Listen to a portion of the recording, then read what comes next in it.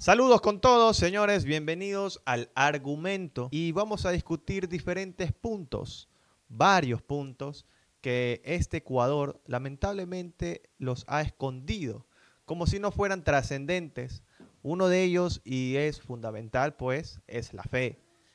Y después se derivan los demás, como la política, la sociedad, las organizaciones sociales, las organizaciones civiles y todas estas organizaciones que de alguna u otra forma conforman una sociedad que enriquece, o más bien no ha podido enriquecer el debate público. Luis Mestanza le saluda, bienvenido. Para hablar un contexto actual de lo que ocurre en nuestro país, la última encuesta realizada por el Instituto Nacional de Estadísticas y Censos, conocido por sus siglas INEC, por última vez en el 2012. Realizó esta encuesta en las 5 ciudades hasta ese entonces con mayor población o las más pobladas.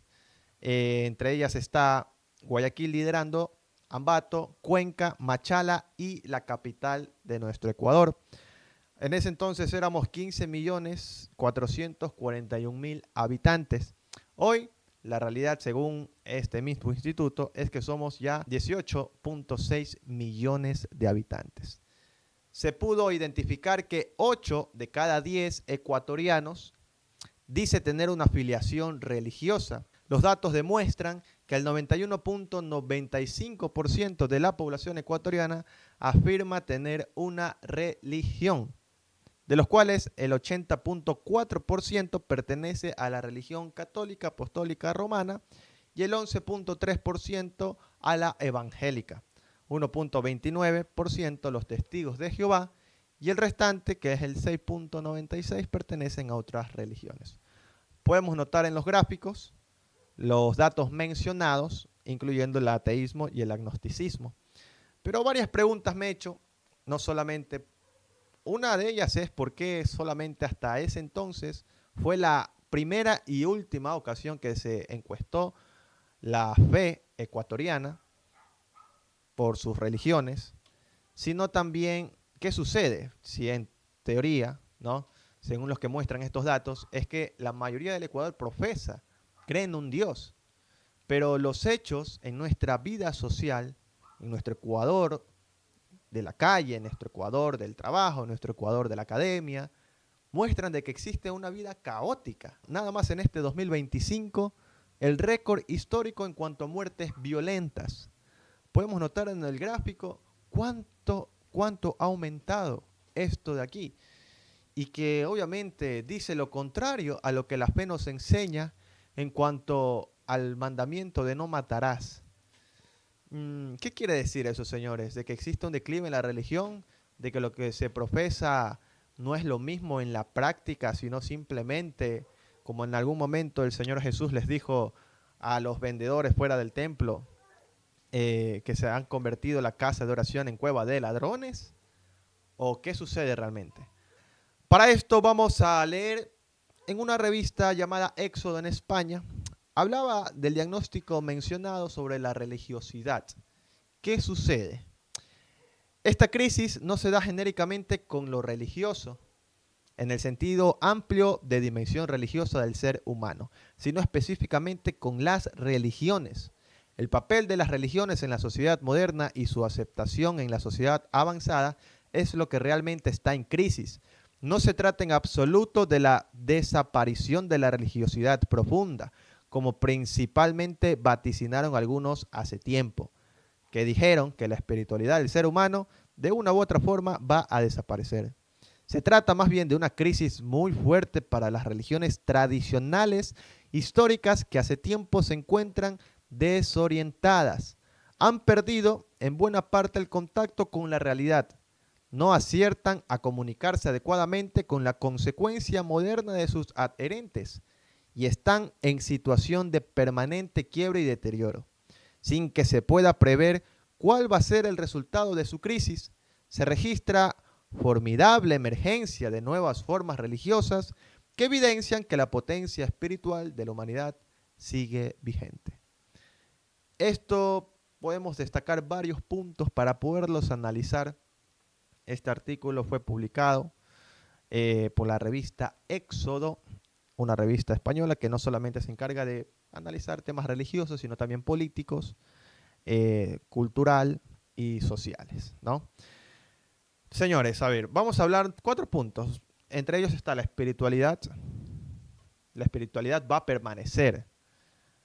Han perdido contacto con la realidad. Se dice que la religión ha perdido contacto con la realidad, pero la espiritualidad va a crecer. Asimismo, se menciona que a las religiones tradicionales históricas se les ha complicado el tema de comunicar su historia con la realidad actual. Y el término religiosidad. Este término religiosidad lo hemos venido escuchando, jóvenes, adultos, lo hemos usado peyorativamente en una mayoría de veces. ¿Podemos o no saber el significado? Vamos a hablar varios puntos y que son estos de aquí los más importantes que pude rescatar para que lo podamos conversar junto a ustedes. Saludos con todos, estamos aquí con Dalton Mullo, él es miembro activo de la Iglesia Bautista Reformada, Pacto de Redención, y nos va a responder aquí algunas preguntitas que tenemos para él. ¿Cómo estás, Dalton? Buen día. ¿Qué tal, Luis? Muy bien, gracias. Dalton, el término religiosidad por muchos años se ha visto usado de manera peyorativa, por ignorancia quizá, o más bien porque se quieren escuchar bonito usando este término. Yo no soy religioso, dicen algunos, ¿no? Con respecto a este término, bíblicamente, ¿qué nos quiere decir el término religiosidad? Bien, en el sentido más claro y estricto de la palabra, pues la religión simplemente lo que trata, o una definición general, superficial, es un conjunto de dogmas, un conjunto de creencias y personas que siguen ese tipo y este conjunto de creencias nada más. Bueno, bíblicamente existe un pasaje en Santiago donde el apóstol en esta carta, él usa este término para decir que hay una religión pura y sin mancha delante de Dios. De manera que no se desecha este término, no se lo usa de forma incorrecta, sino más bien se lo ensalza como algo puro, sin mancha, que podría presentarse delante de Dios. Así que siempre el término religión en la Biblia y hace muchos siglos atrás era un símbolo de honor, un símbolo de personas piadosas, no así en el día de hoy, que se ha utilizado de forma ofensiva, quizá para intentar eh, ofender a cierto grupo de cristianos, de religiones, pero ese es el aspecto en general que menciono. Claro, el verso es Santiago 1:27 que dice que la verdadera, bueno, la religión pura y verdadera a los ojos de Dios Padre consiste en ocuparse de los huérfanos y de las viudas en sus aflicciones y no dejar que el mundo te corrompa. Dicen que Jesús no es religión, es relación. ¿Cómo se responde ahora que entendemos más este asunto? ¿Cómo se responde ante ese pensamiento que dicen muchos? Yo creo que mucha gente dice eso en primera instancia a partir del desconocimiento, porque eh, como acabamos de citar en el pasaje de la Biblia, no se niega esa religiosidad, eh, pero creo que hoy en día la gente lo usa simplemente con el sentido de intentar decirle al mundo que no somos religiosos en el sentido de que no somos gente legalista, gente de mente cerrada, de eso no se trata la Biblia, de eso no se trata Jesús, pero técnicamente, de una manera técnica, el cristianismo, de hecho, y las enseñanzas de Cristo se pueden tomar como una religión. Obviamente no se está tolerando o diciendo puedes hablarlo con tu boca, pero no es necesario hacerlo con tus hechos. Creo que eso no es lo que estamos afirmando. Simplemente que de manera técnica es una religión. Todo aquel que profese algo, que tenga algún tipo de creencia, eso ya de por sí mismo es una religión. Lo que la gente a veces ignora es que todo lo que hacemos, todo lo que decimos, todo tipo de creencias que tengamos, todo eso tiene un trasfondo religioso, sí es una religión de manera técnica. Así que yo pues recomendaría no usar esa frase, sino más bien examinarla porque eso puede conllevar a ciertas ideas extrañas, a cierto liberalismo, a cierta libertinaje, pero que no le tengan miedo al término. El término puede ser utilizado de manera correcta y sí, efectivamente, Cristo es más que una religión, por supuesto, pero no hay que negar el hecho real de que sí, en cierto término es una religión. En cierto término sería una religión y ser religioso sería hacer los actos que él obviamente nos manda. ¿Se puede decir eso? Sí, claramente sí, ¿no? Si es que existe un tipo de, un grupo de creencias y a esto le llaman religión, y si yo practico esas creencias, efectivamente yo soy una persona que está realizando estos actos religiosos. Ok. En cuanto, hay otro también pasaje que vamos a correlacionarlo con otra pregunta que te haré. En este caso, se habla de que la espiritualidad va a permanecer en este artículo que podemos leer. Y hablando de la espiritualidad también, se ha usado peyorativamente esto y normalmente usan 2 Corintios 3:6, que hablan, que el apóstol Pablo menciona esto, ¿no? El cual también nos hizo suficientes como ministros de un nuevo pacto, no de la letra, sino del espíritu. Porque la letra mata, pero el espíritu da vida, el espíritu vivifica, dice otra versión.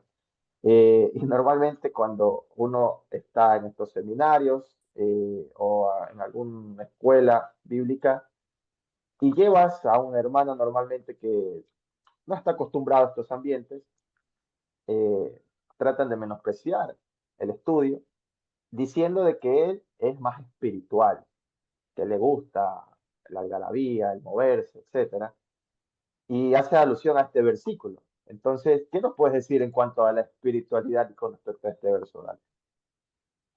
Antes de responder la pregunta, creo que aquí tenemos un gran ejemplo del término religión que vimos hace unos minutos. De hecho, ese tipo de pensamiento de yo soy más de espíritu, menos de letra, eso de por sí es ya una especie de creencia, es una especie de dogma, eso es una especie de denominación. Y yo tengo que afirmar que todo el mundo, ya sea que no lo sepa, todo el mundo está siguiendo una línea, una especie de corriente. Puede ser correcta, puede ser incorrecta, pero lo está siguiendo. Bien, para responder la pregunta, el pasaje o esas palabras de Pablo, mucha gente al no analizar todo el pasaje o el contexto, pues llega a ese tipo de conclusiones, mientras que Pablo obviamente no está procurando desacreditar la palabra de Dios, la palabra escrita, sino más bien está intentando darle un verdadero consejo espiritual a los creyentes, porque Pablo no está hablando ahí de la de no estudiar o de sí estudiar. Pablo lo que está hablando es una salvación que no es posible por la letra. Yo no me puedo salvar diciendo he leído toda la Biblia, yo no me puedo salvar diciendo he intentado cumplir los mandatos de Dios. No, yo no me puedo salvar de esa forma. La única forma en la que alguien podría llegar al conocimiento salvador o a la salvación o a la vida eterna es a través de la obra del Espíritu, ¿no? Que es el nuevo nacimiento. Es a eso a lo que se está refiriendo Pablo. Entonces, cuando uno no estudia correctamente, de hecho, este es el fruto, malos entendidos, malas, eh, mala forma de ver a la palabra de Dios. Y esto hay varios pasajes. Pablo habla mucho, pareciera en contra de la ley, pero no, eso no es cierto. Porque cuando revisamos Romanos 7, Pablo ensalza la ley. Pablo dice, la ley es perfecta, no tiene ningún problema. Él la tenía en alta estima. El problema soy yo, va a decir Pablo más adelante, que yo no la puedo cumplir. Entonces, hay una serie de pasajes que cuando no se los evalúa correctamente, llegamos a conclusiones incorrectas. Y creo que eso es mucho más peligroso, porque es como que dejamos suelto a toda una generación o todo un grupo de hombres y mujeres que se dejan llevar por la emoción y no por la sobriedad y no por el culto racional. Entonces eso tiene más problemas, porque en nombre de yo soy más espiritual, yo puedo pedir lo que sea al mundo porque Dios me lo reveló, Dios me dijo, y eso es un problema. Entonces aquí también entra el grupo de personas que dice, Dios a mí me dijo que usted me tiene que dar dinero, lo cual eso no es cierto, así no funciona Dios en estos días. Pero a eso es lo que lleva esto. Dios me dijo tal cosa, Dios me reveló, yo soñé, yo vi, y no hay un fundamento escrito. Mientras que el apóstol Pedro va a decir en sus cartas que hay una palabra profética más segura. Entonces, ahí debiéramos concentrarnos, en la palabra es la que debiéramos estudiar, sin temor, por supuesto, porque eso es lo que el Señor bendice. Así que esa es mi respuesta. Claro, inclusive he escuchado de que al leer mucha Biblia te vuelve frío, ¿no? Te vuelve congelado a la exposición del espíritu, cosas descabelladas, sinceramente, en esta época muy lamentable que está viviendo la fe. En cuanto, siguiendo de la mano del artículo, hay una parte donde nos habla de que ha perdido contacto con la realidad, hablando de la religión, ¿no? Ya vimos cómo el término es, eh, no es peyorativo que se lo usa, sino realmente un término de acuerdo a lo que dice el apóstol Santiago. ¿Hasta qué punto la fe podría tener contacto con la realidad? Porque si bien es cierto, leemos en las escrituras a Daniel, a los profetas, a todos los siervos de Dios, vemos de que ellos han tenido siempre y han vivido en una etapa de persecución. Inclusive leemos el libro de Hebreos, que nos habla mucho acerca de la etapa que ellos vivieron en un resumen que nos da Hebreos 11. Pero hasta qué punto nosotros como creyentes podemos enseñar de que no estamos, de que no nos aferremos a este mundo caído, porque todo es vanidad y aflicción. Cuando uno entra ahí en la coherencia y cuando uno no tiene que ser incoherente. Mm, ok, con respecto a esta pregunta, eh, evidentemente a lo largo de toda la escritura, el Señor y Dios obviamente no está esperando que la gente o que los creyentes vivan vidas alejadas a la realidad. De hecho, históricamente han habido varios grupos sectas religiosas que intentaban, en cambio, huir de todo lo que había en este mundo. Recuerdo y se me viene a la mente los esenios y cierto grupo de fariseos. Estos grupos eran personas que decían, bueno, el Señor Dios nos ha llamado a vivir fuera de todo este tipo de contaminaciones, así que vamos a crear comunidades apartadas en el desierto, en ciertos lugares, y vivían de esa forma. Pero eso no es lo que vemos y lo que la Biblia enseña. Ya mencionaste a Daniel y podríamos mencionar a muchos de los profetas, a muchos hombres de la Biblia que vivían tiempos quizá como los nuestros, incluso pueden ser peores, pueden ser mejores, no lo sabemos, habría que evaluar el caso, pero es eso, no estamos llamados a vivir vidas separadas. De hecho, no tener un correcto balance de esto, pues lleva a que justamente la gente vea al cristianismo como una locura, como una religión loca que llama a vivir fuera de esto. Y hay varios ejemplos de esto, ¿no? Cuando esto no se enseña correctamente, hubo una corriente en los 90, si no me equivoco, 80, 90, con supuestos teleevangelistas que decían Cristo viene, y la gente se asustaba, vendía sus propiedades, ya no estudiaba, ya no trabajaba porque decían que Cristo viene. Entonces, eso acarrea problemas, porque eso no es el mandato del Señor, eso no es la forma en la que deberían vivir todos los creyentes. Entonces, la vida cristiana tiene que verse de una forma correcta, ¿no? Como dicen los escritos de los apóstoles, vivimos en el mundo, pero pues no somos de este mundo. Y aquí quiero citar a un puritano que creo que define correctamente o pone en una balanza correcta para no irnos a ninguno de los dos extremos. Decían de un puritano que este puritano tenía una especie de visión de la vida, que él estaba aquí, él pisaba sobre esta tierra, pero él tenía sus ojos levantados hacia arriba, hacia el cielo. Creo que es una buena forma de vivir el cristianismo. Los pies sobre la tierra, pero los ojos sobre el cielo. Tengo que trabajar por mi sustento, tengo que vivir y cuidar a mi familia, pero no tengo que olvidar que tengo un destino eterno, nada más eso. Al llamado acá no es decir, no voy a hacer nada terrenal y me voy a concentrar solo a lo espiritual. Eso sería un gran error. Por lo tanto, creo que los creyentes debemos vivir tal como Pedro lo dice en sus cartas, ¿no? Como extranjeros, como advenedizos, como efectivamente sí, vivo en esta tierra, pero no soy de acá, tengo una ciudadanía superior, tengo una ciudadanía celestial. Y eso nos lleva a vivir correctamente en este mundo, esperando volver algún día a la patria celestial.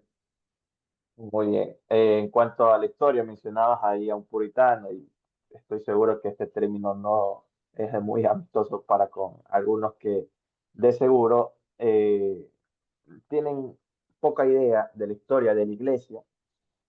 Mm, Hay una novela de 5 volúmenes, uno de ellos, el primero para ser exacto, de Jorge Agustín Nicolás Ruiz de Santayana y Borrás. Él es más conocido como Jorge Santayana, él fue un español y en el siglo pasado probablemente su cita más conocida es esta, ya que normalmente la repetimos, pero no sabemos quién la citó o quién la escribió, ¿no?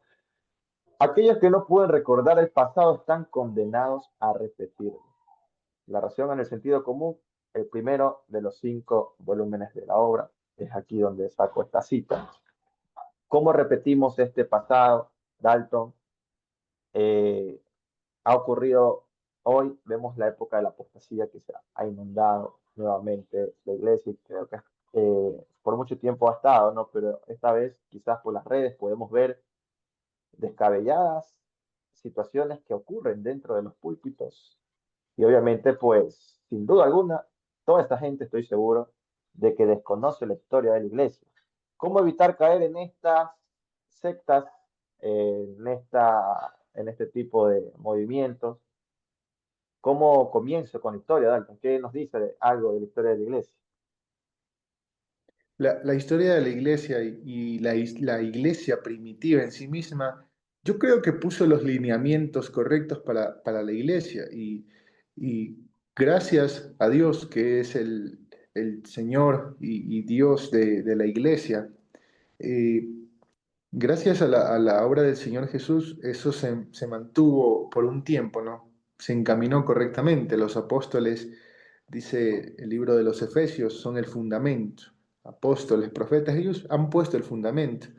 Y la iglesia primitiva y todos los oficiales que venían después de los apóstoles y profetas, como fueron los evangelistas, como lo fueron ahora, como están activamente trabajando los pastores maestros, todos ellos construyeron correctamente.